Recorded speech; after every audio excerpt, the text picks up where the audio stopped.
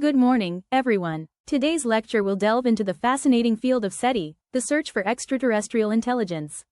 We'll explore the current methods used in this search and consider the future directions of this ever-evolving field. The primary method employed by SETI researchers is radio astronomy. We're listening for deliberate signals, not random cosmic noise. Think of it like tuning your radio to a specific station, but on a cosmic scale. We're scanning the skies, searching for narrow-band signals, which are artificially produced and stand out against the broader background radiation of the universe. The assumption is that an advanced civilization, wanting to communicate across interstellar distances, would choose this method. Of course, there's always the possibility we're looking for the wrong signals, like searching for smoke signals in a civilization that communicates through fiber optics. Another important aspect of SETI research is the selection of target stars. We focus on stars similar to our own Sun, stable, long-lived stars that could potentially harbor planets capable of supporting life. Now, this might seem anthropocentric, biased towards what we know, and it probably is.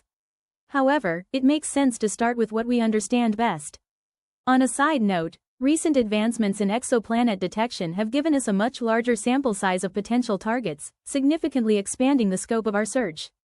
It's an exciting time to be in this field. Beyond radio waves, SETI is also exploring other potential avenues of communication. For example, some researchers are investigating the possibility of detecting laser signals or even Dyson spheres, hypothetical megastructures built around stars to harness their energy. These are more speculative, but the potential payoff is enormous. Finally, it's important to remember that the lack of a detectable signal doesn't necessarily mean we're alone.